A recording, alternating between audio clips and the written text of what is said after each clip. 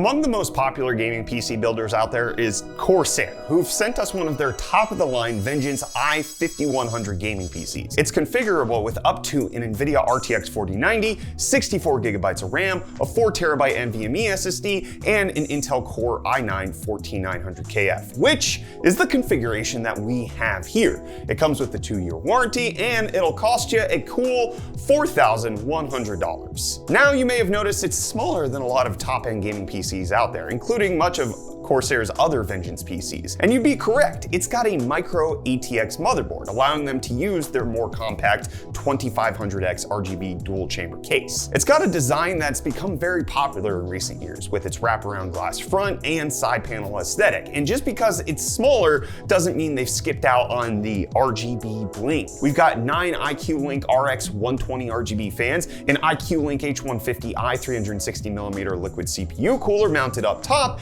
and 2 sticks of their premium Corsair Dominator Titanium DDR5. Another benefit of the fans they've chosen is that they don't each need a cable. The RX 120s directly connect to each other to create a chain and significantly decrease the cable clutter. So you'll be hard pressed to even spot more than the GPU power cable in this. And even that, they did their best to hide by giving it the old tuck around. So we've established that it's pretty ballin' spec-wise and has all of the RGB and sleekness you could want, but what's it like to use this thing? Well, one of the first things you'll notice out of the box is, to be quite frank, the obnoxious fan noise. Whenever the CPU experiences any load, you're treated to an audible reminder of its presence. The i9-14900KF is a power hog, no doubt, but there's gotta be a better way to tune the fan curve so that your dang computer doesn't sound like a weed eater revving up and down constantly. It's not like it's deafeningly loud, it's that the constant ramping up and down of the fans makes it extra noticeable. It's not the end of the world though, it's fixable. However, you might expect a more polished experience given the hefty price tag of over $4,000. I think that's one of the philosophies we're taking with reviewing this PC, is that we're reviewing it as it is delivered to you, a customer. How are you experiencing out of the box? Can you redefine some of this?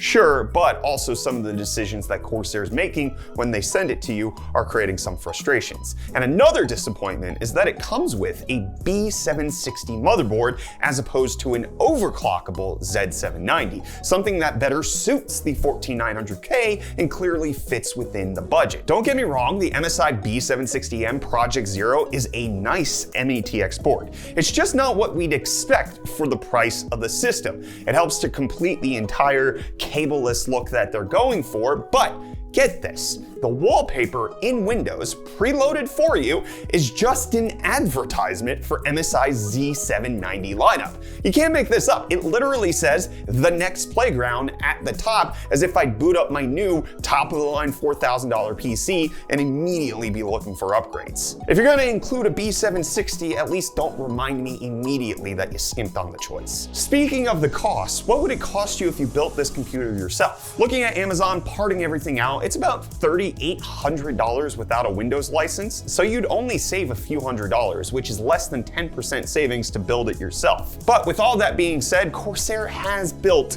a quality machine that has clearly been assembled by someone who cares and knows what they're doing. They thoughtfully designed the case and strategically oriented the fans to ensure optimal airflow, creating a positive pressure environment that will minimize dust accumulation, and the system temperatures are well in check. While playing Cyberpunk 2077, both CPU and GPU core temperatures plateaued at about 70 degrees, with the GPU hotspot reaching no higher than the low 80s. That Asus TUF RTX 4090 has 3 fans blowing straight into it, meaning it can run pretty cool even as it's pulling back over 400 watts. In the CPU-Z stress test, the CPU also looked to level out at around 70 degrees. In terms of performance, we wanted to make note that as of receiving the PC, the BIOS was up to date, and you're immediately prompted by MSI software once you're in Windows to download and install driver updates. You're basically ready to go in like 30 minutes of Windows and driver updates and all of that once you connect it to power for the first time. We also made sure that things like all the power cables were plugged in, which they were. We also made sure that they had the XMP settings correctly tuned in the BIOS, which they were as well. Besides the obnoxious fan curve choices that were made in tuning the system, it overall is coming to you in a way where you don't really need to configure a whole lot. You even have things like a fan grill on this rear exhaust so that the tubes of the AIO actually don't hit the fan blades ever and don't get knocked around in shipping and make things worse. But now let's get into the performance. With our gaming test, we're gonna head straight for full 4K, no DLSS or upscaling of any kind unless noted otherwise. Starting off with Call of Duty Black Ops 6, we elected for the Extreme preset and averaged 126 FPS in the first campaign mission.